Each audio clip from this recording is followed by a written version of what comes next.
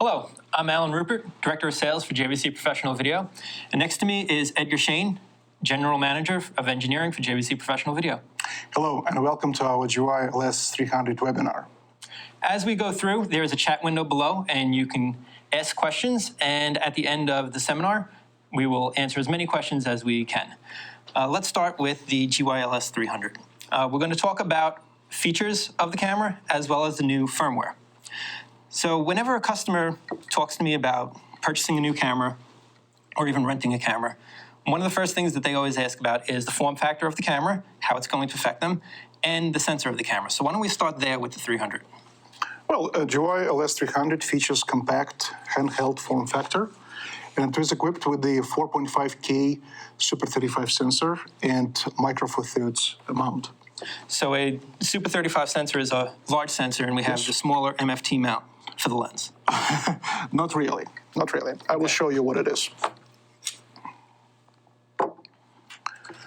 As you can see, Super 35 sensor is surrounded by Micro Four Thirds metal bayonet mount.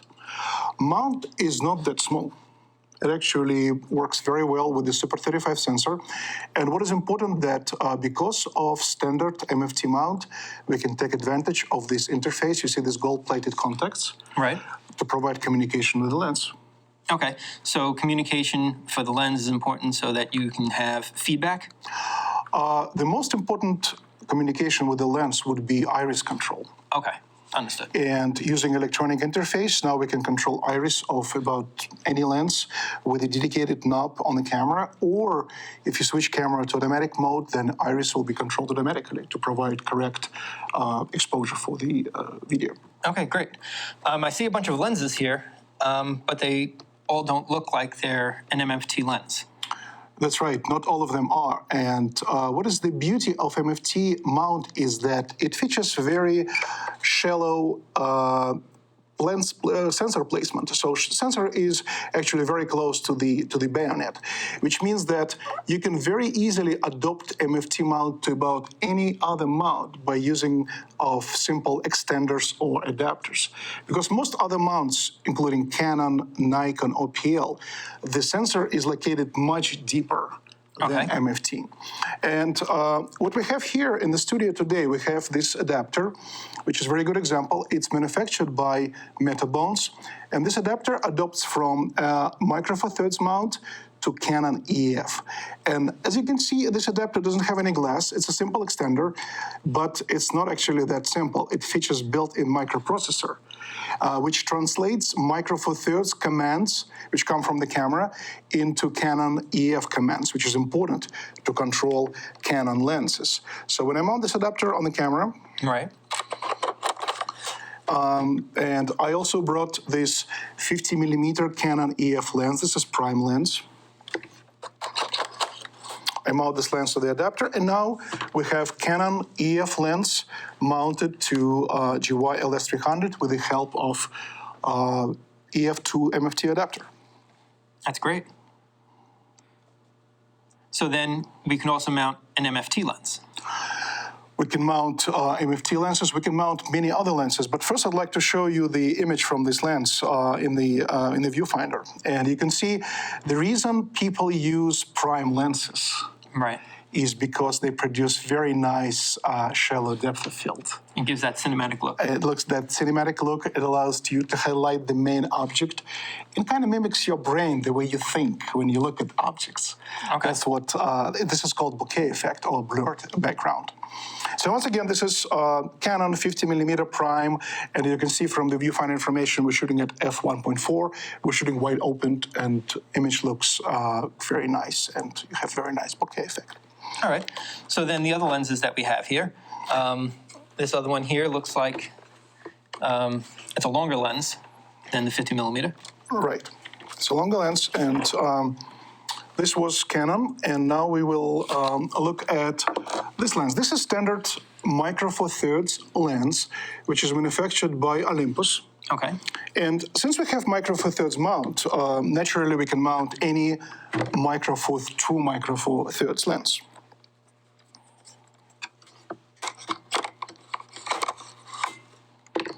And that doesn't need an adapter because it's an MFT mount.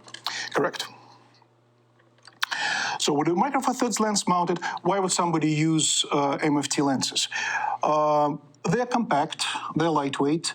Many of them feature motorized zoom control and autofocus, which allows pretty much to shoot with this camera a traditional video style, where you have these grip controls for the zoom and autofocus. With the Micro Four Thirds lenses, you can shoot like if you were using, fixed lens. So this zoom control will actually operate the lens. This is correct, yes. If we can switch back to the viewfinder, I will show you how you can zoom with the rocker switch. You can see I'm pushing rocker switch and I can zoom and in and out, just like if I was using traditional conventional video camera. That's the beauty of Micro Four Thirds lenses with the motorized zoom. Okay, understood. But I do see some vignetting here on the screen. Oh, absolutely. And the reason you see this vignetting is that Micro Four Thirds lenses, many of them, are designed to be used with the Micro Four Thirds sensor. Right. And Super 35 sensor here is much bigger than Micro Four Thirds sensor. That's the reason you see vignetting. Okay. And that's where VSM function, which stands for variable scan mapping of this camera, comes actually very handy. I will show you now how we can cancel vignetting and start using this lens precisely with the correct size of the sensor. All right. So we go back into the menu. And in the system settings, in the record set, this is VSM, variable scan mapping. By default, we're reading information out from the complete 100% of the sensor. Okay. But what I can do, in this case, obviously we see vignetting, so we need to electronically reduce the size of the sensor. So what we do here, we go to VSM setting, and we dial it down, and we will see mark for Micro Four Thirds MFT. Now that's MFT, I click enter. And now we reduced readout area of the sensor just to read out from MFT size.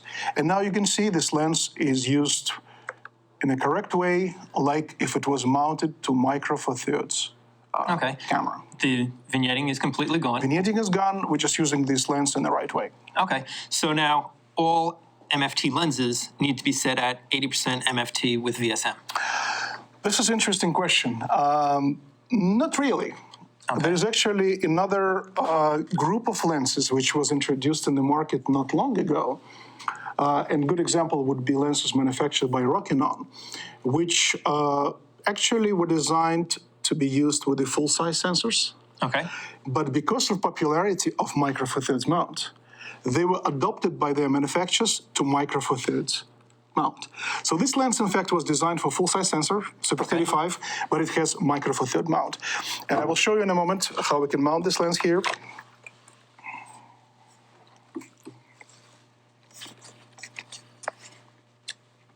I notice there's no contacts on that lens. Well, this is traditional cinema type lens with all manual controls. And now when we go back into the menu settings, and I don't need to use VSM for MFT, I can go all the way up, back to 100% sensor scan, Super 35. And you can see that this lens produces no vignetting. Okay. And even though it's equipped with a Micro Four Thirds mount, you can shoot using full-size Super 35 sensor. This type of lens is a very good match to this camera because you don't need any adapters. All right. So VSM will help if there's a specific lens that needs to be adapted properly to the camera so that it can get the proper readout of the sensor.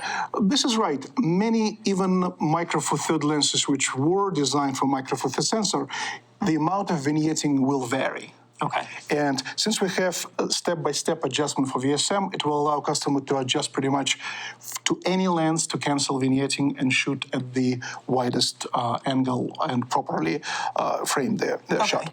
So we do have a lot of lens options then, obviously, that can be put onto the camera. That's right. Therefore, is there some type of a chart that will tell us what the crop factor is when you're adding this lens or this manufacturer's lens with this different mount on it? This is a very good question. I'm asked this question quite often about crop factor.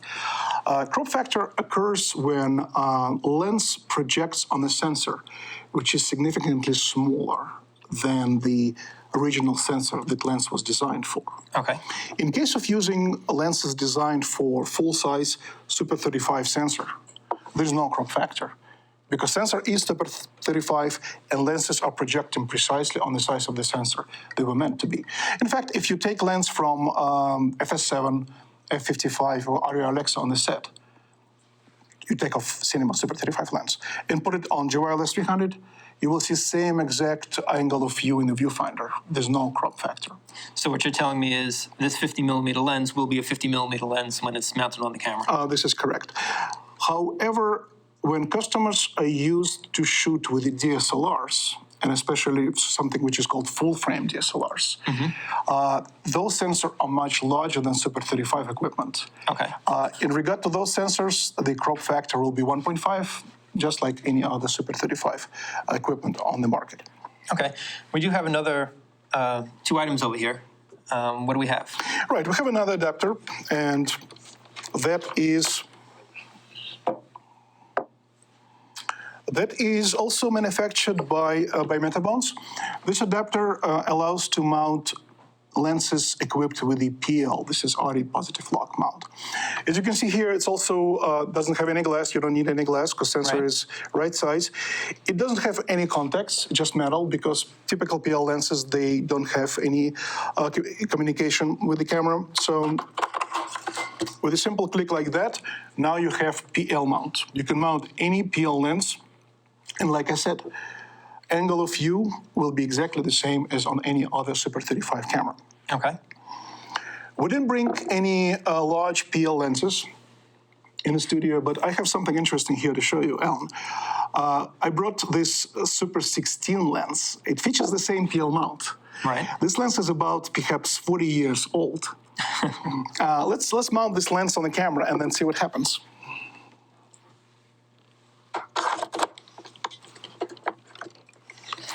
So now we mounted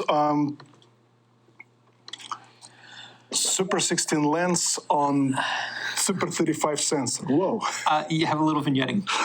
Yeah, we have just a little vignetting. This is true.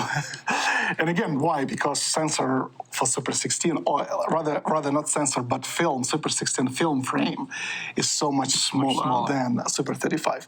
Okay. All right, again. So can we fix this? Guess what? We can fix it. We'll take advantage of variable scan mapping again, and we go into the menu settings here, into the system and record set to VSM. And here, what we will do, we'll actually dial it all the way down to Super 16. And you know, looking at the circle actually gives you the image circle, which is very important. I think I need to take it even one click down for that particular lens. Because, you know, lenses vary one from another. Something like that. All right. And now we're shooting with a 40 years old Super 16 glass mounted on GY-LS300 with the PL2 MFT adapter. This is quite incredible. It truly gives you a variety of lenses and allows you to be creative in your choice of glass, because glass is very important. All right, so this leads me to another question then. We have the large sensor, but now we're scaling it down for this lens here, the Super 16 lens. So are we still recording a 4K image then? Right. In case of scanning down from full Super 35 to micro four thirds, we still maintain 4K resolution. Okay. But when we go as small as Super 16, it's only a little more than 1920 by 1080. So we will let you record HD only. We don't like to oversample to maintain pristine image quality at any setting. Okay. So then we're talking about files then, or resolution. So we know it can record in 4K and HD. What type of files, and what about the media that it records to? Well, this camera records 4K and HD. You can look at the side. It's labeled. It's a member of our 4K cam family. Okay. It records 4K at 24, 25, and 30p. And it also records HD at a variety of frame rates from 24p to 60p. Recording media is SDHC or SDXC cards. You can see this is a very small card. Those are available today, I think, with the capacities up to 256 gigabytes. So, so even in 4K mode, you can record hours and hours of footage. What is important here that we have two slots, which allows to record simultaneously on two cards. So you always have backup copy of your footage, which is very important on the production set. Of course, you can also record in sequential mode, and you can even record different format on another card, which allows to have something which we call proxy, if you need to send information quickly as digital dailies back to the producer, back to the studio. All right. Let's discuss then version 2.0. Now, we actually were able to send the camera with version 2.0 to a cinematographer, Fred Blurton, and he was able to evaluate it for us. So let's hear what Fred has to say. Hi, Fred Blurton here. If you remember a while ago, I talked to you about the GY-LS300 from JVC, how much I like the camera and how wonderful it is. Well, you know, they've upped the game and they've come up with some new firmware upgrades. And I'm really excited about these. I mean, I was excited about the camera to start with, but these are amazing. And they are firmware upgrades, so that means that if you already have one of these cameras, that you know, you can take advantage of these new upgrades. There's four in particular that I want to talk about a little bit. Along with all the other record options that this camera has, they've now included Cinema 2K and Cinema 4K. For all you cinema guys out there, I'm sure that that'll make you happy.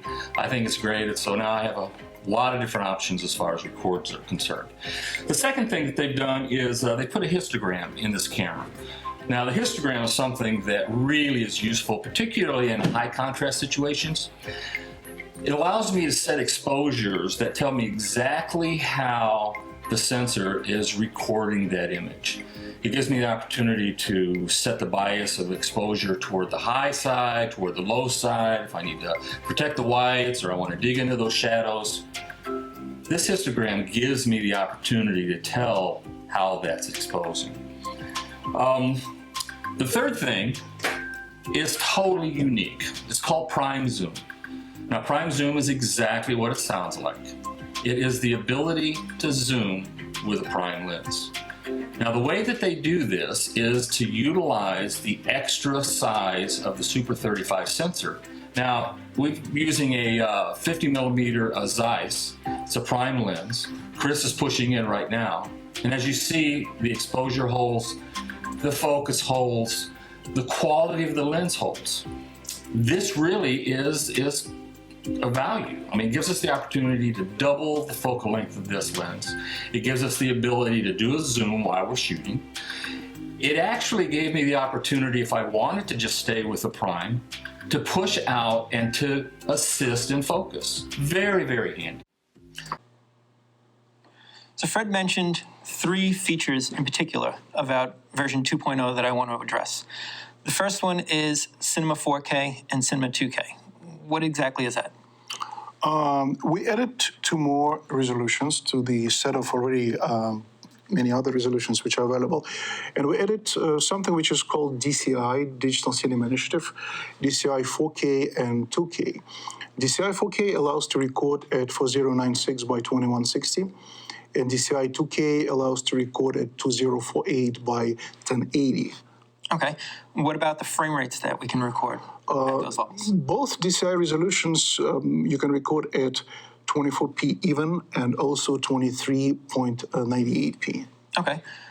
We were talking earlier, and you mentioned that we also have 70 megabit per second recording. What is that about? Standard bitrate for 4K recording originally is 150 megabit. We added 70 megabit to give actually more flexibility in terms of media choice, because 70 megabit files can be recorded on SDHC media class 10, while 150 megabit require SDHC class U3. So class 10 is much more readily available, and also files are more compact. Okay, so a 70 megabit file is smaller than a 150 megabit file. But what about image quality between the two? Well, 150 megabit gives you the absolutely best image quality. 70 megabit is quite usable and acceptable, but again, customer will choose what to use depending on the workflow. All right. Fred also mentioned the histogram. Now, I know of histogram as being a graph or a chart. And what does it do for the camera? This request we heard several times since introduction of this equipment, and the histogram is something which allows you to see distribution of luminance within your frame, in between, let's say, 0 and 100% levels. And it's a very handy tool because it allows you to see if your frame is properly exposed. Okay. And Histogram can be enabled in the shooting assist mode. And going back to the menu, I will show you how it works. Actually, it's in the LCD viewfinder mode in the display settings. And that's where we can actually turn histogram on. And also what is interesting that when a histogram is on, it shows you two markers, the top and the bottom. We can actually select markers to be anything, and it depends on the shooting style. When I shoot, I prefer to set top marker to 100% and lower marker to 0%. If I do so, it will give me complete distribution of my luminance within the total range of my signal, which kind of tells me, am I properly exposed or under or overexposed? Okay. Now, I'm more familiar with utilizing zebras for my exposure. Is this another way of handling exposure? It's a very similar concept, but visualization is different. And many people like histogram, others prefer zebra. Once again, you can choose either or depending on your shooting style. Any other tools that can help with exposure? We added spot meter. And there's nothing new about spot meter, but the way we implemented spot meter in GY-LS300 is quite interesting. Spot meter gives you a readout from the darkest and lightest areas of the frame. If you engage spot meter in the automatic mode, it will actually automatically find the darkest and the brightest areas of the picture, and will also give you numeric readout in the percentage of your total latitude. Okay.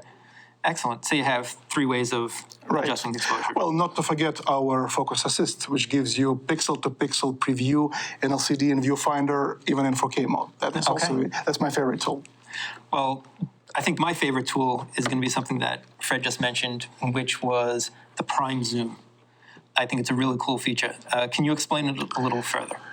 Oh, this is something which is completely unique to JVC at this point, and let's talk about prime zoom.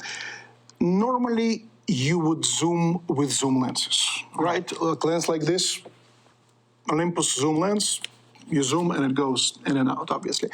Traditionally, prime lenses, or what is it they call prime lenses? Lenses with a fixed focal length. You can't really zoom with the fixed focal length lenses. And I put my favorite Canon 50mm lens back on this camera, and like I said, this is a nice prime lens. It gives a very nice bokeh effect, everything else. I wish it could zoom. Right.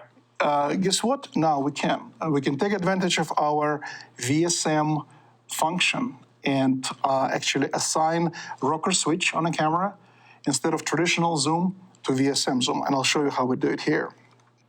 We'll go into the camera function.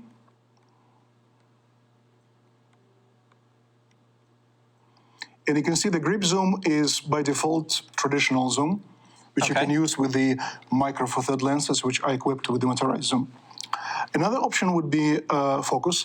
This is very interesting as well. You can actually adjust focus by pushing this grip zoom. But now what we will do, we'll switch it to VSM-Z.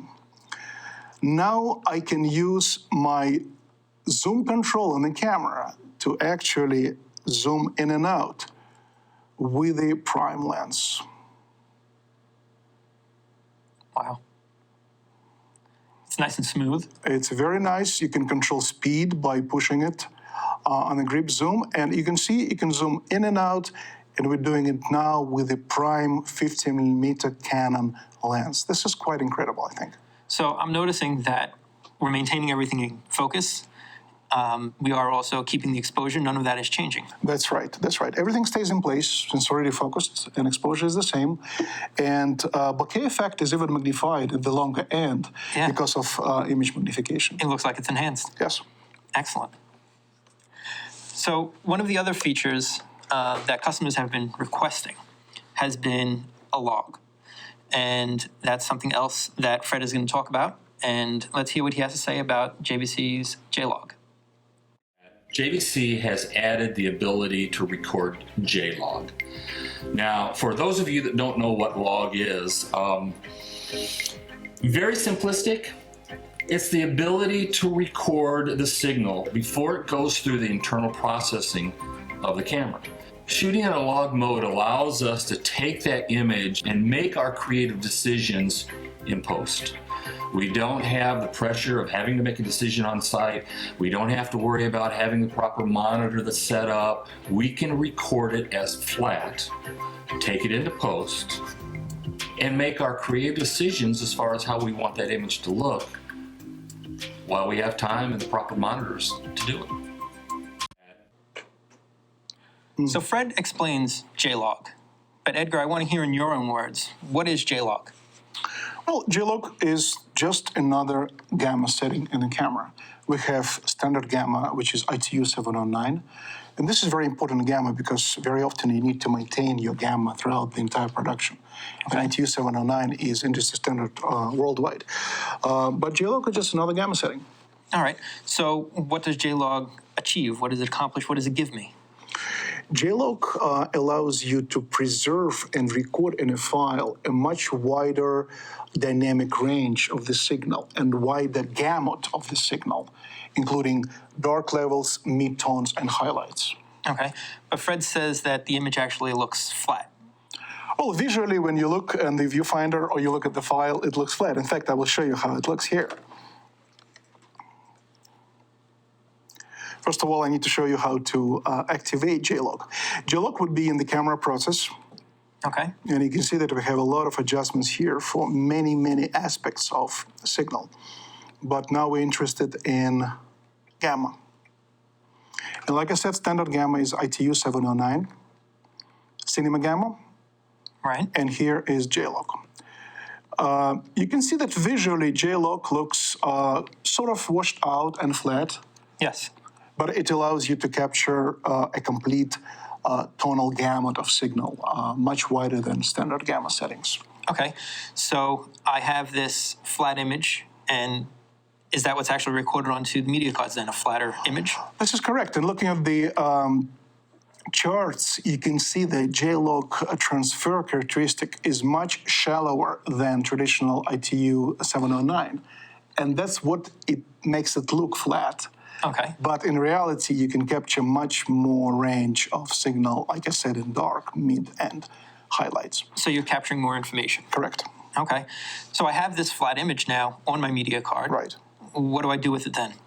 Well, you bring it into an LE system, Okay. and then that's where this word comes, grading. You grade it. Okay.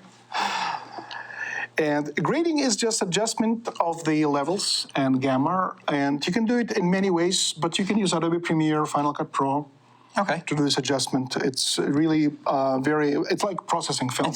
It's almost like you're colorizing it back from a flat image. Correct. You just bring it to the color it looks. You just need to bring it back to the look which you had in mind when Okay. you shot this video. So then I have a question for you. If I'm a camera operator and I'm looking at what I'm shooting here and I have a flat image, is there any way I can, I don't know, to emulate what it would look like after it's been graded? Yes, this is important for you to see image in a normal way when you're shooting. Yes, we can do that here, and I will show you in the menu. That going to the LCD and viewfinder settings, you can actually enable one-dimensional lookup table LUT for viewfinder. You won't see it here because it's not coming out on the video output. Okay. But on the viewfinder and LCD, when you activate one-dimensional LUT, you will see image like if it was already graded. All right, I understand now. Fred actually was able to take the camera out in his review and get footage. So let's hear from Fred and see the footage that he was able to capture. I took this camera to a carnival at night and shot some footage in a situation where I had very high contrast, a lot of bright lights, colored lights, a lot of shadows, nighttime. And I was really impressed with the performance of this camera. We're getting ready to take a look at the video, and I'll sort of walk you through it as we look at it. But the thing that I want to tell you is that everything that you're getting ready to see was shot with JLog. color graded in Premiere using Lumetri, and everything that we shot was using prime lenses. So not only will you see some zooms in this, but you'll also see a situation where, at times I didn't zoom, but I used the extended focal length to push this 135 lens out to about a 270. So let's take a look, and I'll talk you through some of the images. Now right away you'll see the advantage of shooting log. Nice shadow detail, highlights are holding, nice color. This was shot at night just before total darkness.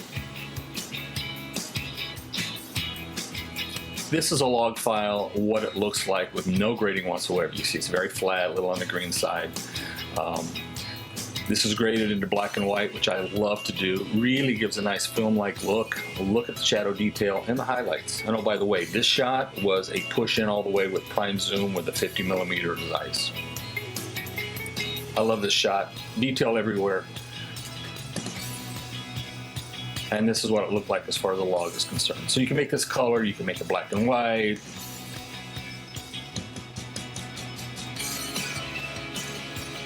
Same kind of a thing, and then when we grade it into black and white, look how pretty it is.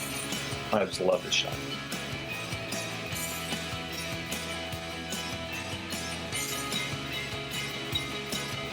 Now this is all color corrected to the same correction, and I just did a little sequence of whack-a-mole. You see the out of focus highlights in the background, they really pop very nicely. You got bokeh. Really blends, I think, beautifully. This also was sort of an exercise in focus, and if I had talent that was staying in one place, or I already had the focus puller or what have you, that'd be one thing. But these people were moving all over the place, and it was just me and the camera. So I was using the focus assist situations that you can pull together with with this LS300, and it wasn't that hard to do.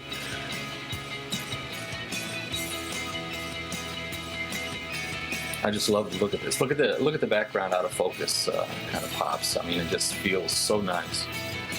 And this, of course, is graded. You can make it black and white. You could make it high contrast. You could crunch the blacks. I mean, look at the detail way in the background. Every place you look, you've got some nice detail. Here, over on the right, there's not a lot of light on those people.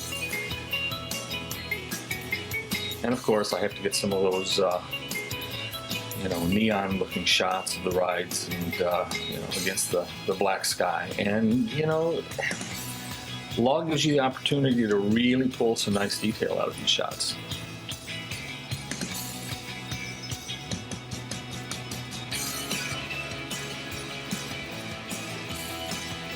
Also can work with the shutter to have longer than normal shutter speed. This, I think, was at 2x360, and I just did a nice wipe across here because I loved it in color and I loved it in black and white as well, and I really couldn't decide which I liked the best, so I showed them both. And log gives you the opportunity to do that. Prime zoom, 50mm pullback. This is a prime zoom also. This was a 135 broken on, which I had pushed all the way out. A little tech about the prime zoom. It works by reducing the active scan of the sensor, which is about 4.5K, to 1920 1080. And what that does is it allows you to zoom in about 2.3 times without affecting the quality, the f-stop, the focus, any of that sort of thing. It's pretty cool. This is an example of 135 pushed out to 270.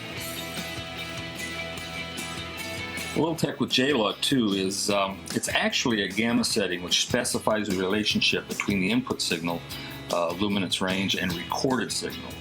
Standard gamma is 709, is like, 400% of the signal range, where J-Log actually gives you 800% of the input range. It increases the ability to capture tonal gamma just like film.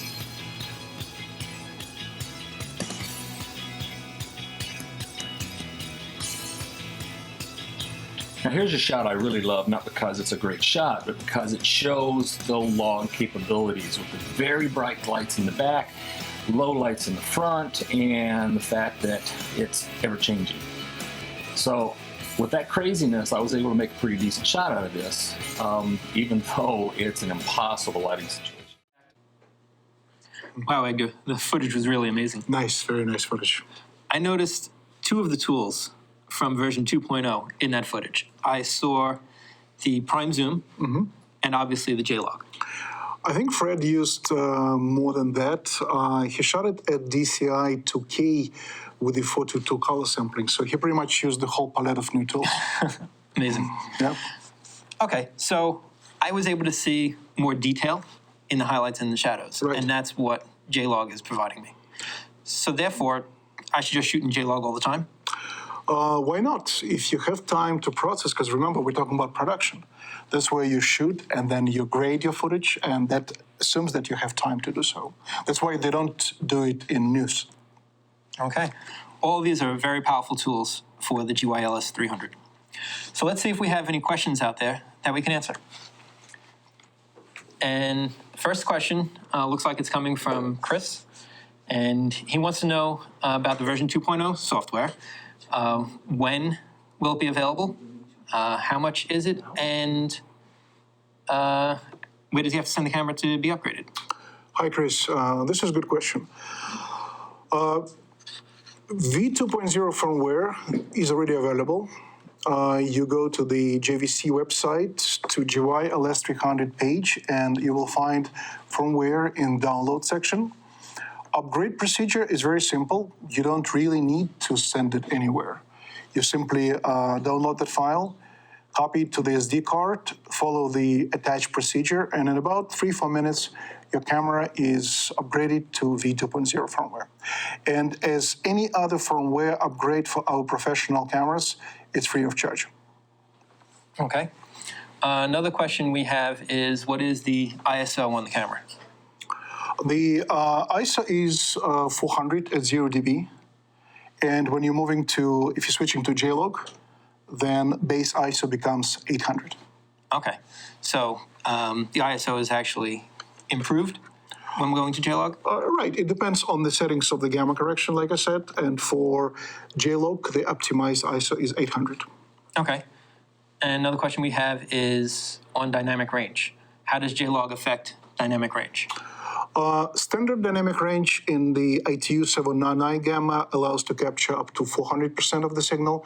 When you switch camera to J-log 1, you can capture up to 800% of image signal.